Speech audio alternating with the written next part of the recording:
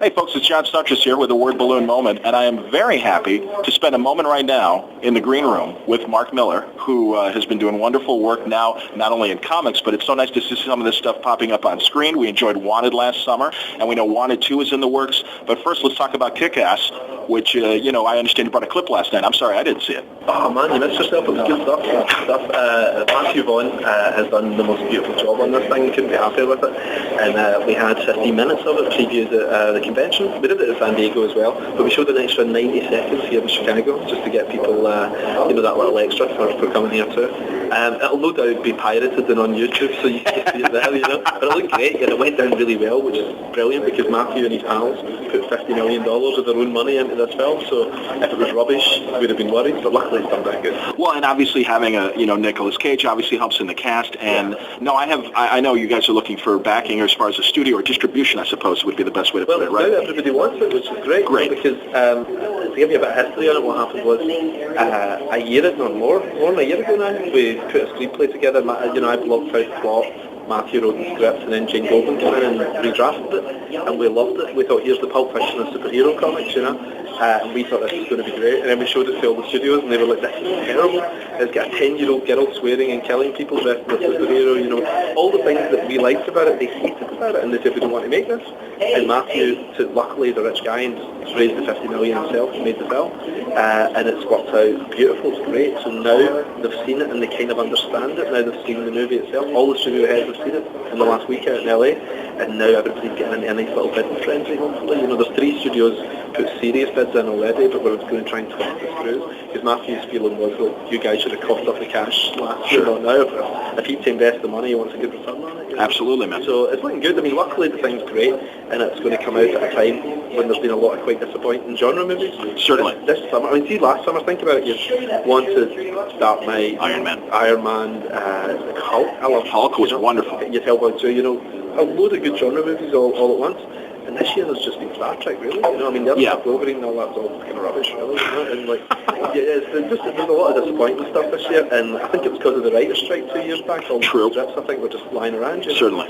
So I think to come out at the end of that, when we come out maybe February or so before the good stuff starts again next year, I think we're going to hopefully really capitalise on a bunch of disappointed fanboys from this year. So absolutely.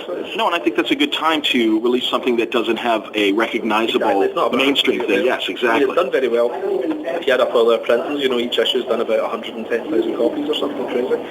But that's nothing really in the real world. It's not a lot. It sounds good in comic terms. In comic terms, it's wonderful, absolutely. But really, that's not a lot of guaranteed tickets, So if we can get that 300 slot and get out there February, March at the latest, that's perfect. Because I don't want to go up against Iron Man 2 and all those guys. Absolutely, man. No, that's great. Hey, back to comics, Fantastic Four just wrapped up. Yeah. Love the whole run, man. And truly, I mean, they were good personal stories. I loved the Christmas story in Scotland. It was wonderful. And just, it was the little moments as well as the big, exciting moments of Doom's mentor and things like that. But really, the quiet character moments, which is always the highlight of the Fantastic Four. I think so. I think sometimes people forget that.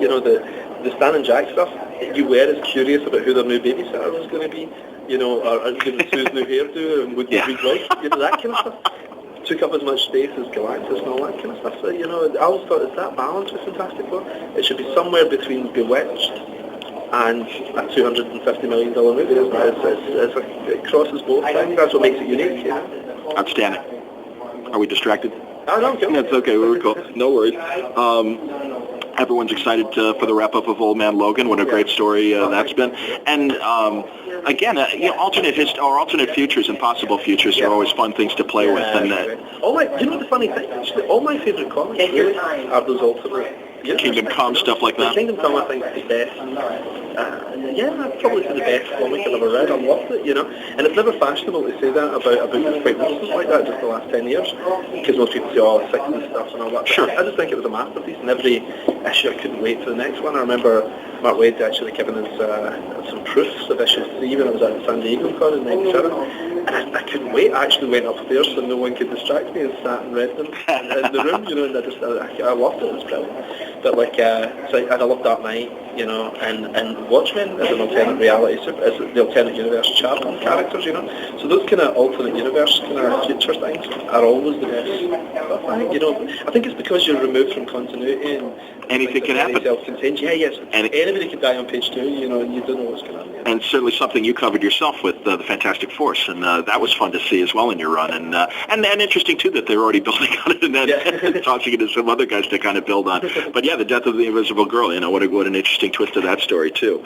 And also, I love the way that you know, there really is this inner Millar universe to the Marvel universe, and tying 1985 to the FF story and everything, and bring Clyde back to it from 85. What an interesting turn there. I kind of like the idea of just doing one little one-man event, like one-man crossover. I've just done Civil War, and as much as I'm obviously so happy it was as big as it was, I mean, it was huge. It's a lot of work, and I hate collaborating with other writers, and I don't mean any disrespect to them, you know, because if it was Alan Moore, I'd hate doing it. You know, just the idea of having to read other people's stories and work my stories in around it. I think it's hard enough sometimes writing a story without doing a jigsaw at the same time. So I thought if I'm going to do an event again, I'd like to just make it all me, you know, so that I can make all the pieces fit together without having to negotiate with people and everything, you know. And the Civil War for the most part works out really good like that, but it's a lot of work and a lot of phone calls and a lot of rewrites. Sure, you know, and coordinating with others. Yeah, exactly, you know, and sometimes it worked out good and sometimes it didn't, the crossover things. Whereas I kind of like the idea that Fantastic Four, Old-Man Logan in 1985, and even Kick-Ass, they all do tie in quite neatly, you know. Kick-Ass can get its own little bits in there too. And it's all down to me, so if it's any good or not, it's entirely my fault or whatever, you know. Everything's working out good, don't worry.